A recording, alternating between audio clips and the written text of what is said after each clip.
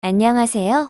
오늘은 5학년 도덕 3단원 긍정적인 생활의 4차 시 긍정적인 마음으로 생활해요라는 주제로 공부해 보도록 하겠습니다. 긍정적인 생활 태도는 긍정적인 마음에서 나오는 것이죠. 그래서 긍정적인 마음을 기르는 일은 매우 중요합니다. 오늘은 이런 긍정적인 마음을 기르는 활동에 대해 중점적으로 배워보도록 하겠습니다. 자, 그럼 시작해 볼까요?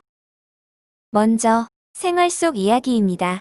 매일 아침 거울을 보며라는 영상을 보고 긍정적인 말과 행동, 마음이 생활에 어떤 영향을 미치는지 생각해 보세요.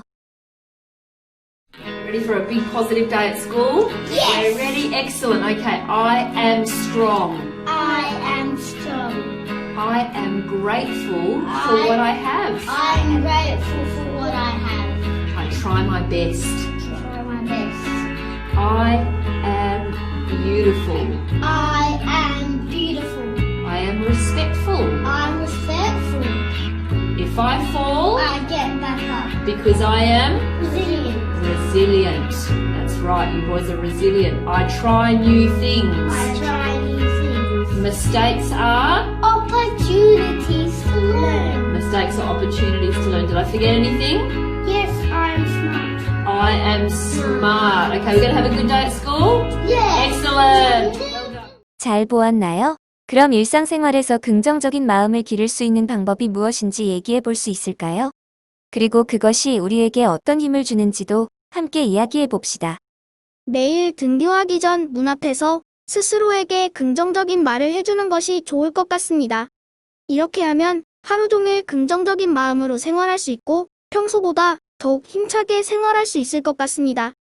매일 학교에 와서 친구들끼리 긍정적인 말을 해주는 활동도 좋을 것 같습니다. 이렇게 하면 친구끼리 사이도 더욱 좋아지게 되고 내가 아닌 다른 사람에게 인정받는 것 같은 생각도 들어서 긍정적인 효과가 더욱 높게 나타날 것 같기 때문입니다.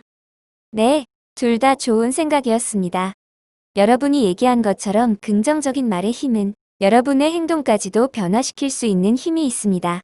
그럼 긍정적인 말의 힘이라는 영상을 보고 우리 학급에서 긍정적인 태도로 생활할 수 있는 방법에 대해 생각해 봅시다. 제작진이 한 실험을 하려고 합니다.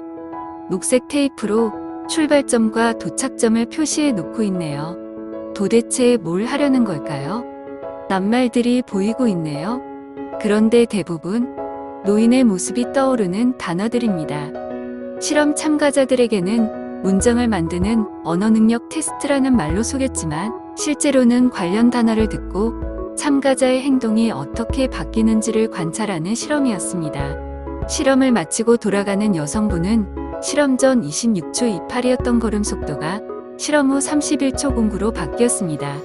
단지 우연이었을까요? 놀랍게도 다른 실험자들 역시 비슷한 경향이 나타났습니다. 노인에 관련된 단어를 본 사람들의 걸음 평균 속도가 실험 전 24초 70에서 실험 후 26초 96으로 느려진 것입니다. 반대로 젊음에 관련된 단어를 본 사람들은 실험 전 26초 10이었던 걸음 속도가 실험 후 23초 64로 빨라졌습니다. 이렇게 특정 단어는 뇌의 특정 부분을 자극해 자신도 모르게 행동하게끔 할 수도 있다는 전문가의 의견도 있네요.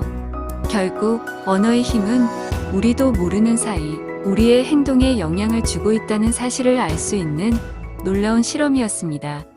자, 잘 보았나요? 참 흥미로운 실험이었죠? 이 영상을 보고 여러분은 말의 힘이 얼마나 대단한지를 다시 한번 느낄 수 있었을 것 같은데요. 그렇다면 교과서 55쪽에 있는 나의 행동도 무엇에 따라 바뀔 수 있습니다라는 문장에서 무엇에 해당하는 부분에 어떤 말이 들어가면 좋을지 얘기해 볼까요? 네, 저는 나의 행동도 나의 말에 따라 바뀔 수 있습니다. 라고 써보았습니다. 왜냐하면 방금 영상에서 봤던 것처럼 말의 힘은 우리 눈에 보이지는 않지만 우리들의 행동도 바꿀 수 있을 정도로 강력하기 때문입니다.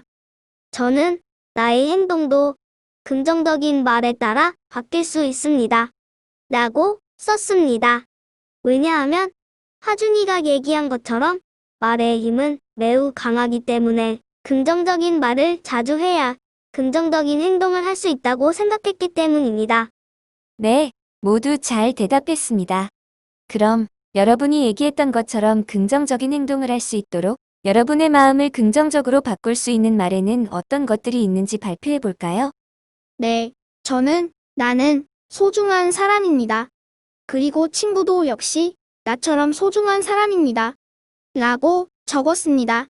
왜냐하면 친구들끼리 서로 소중한 사람임 알고 존중하며 지낸다면 훨씬 아름답고 긍정적인 학교 생활을 할 수 있을 것이라는 생각이 들었기 때문입니다. 저는 사람은 누구나 실수한다.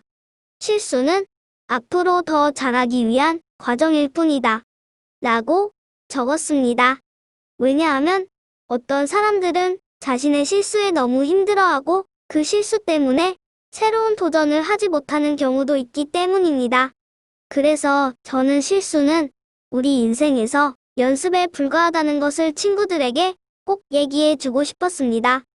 네, 너무나 멋진 말이네요.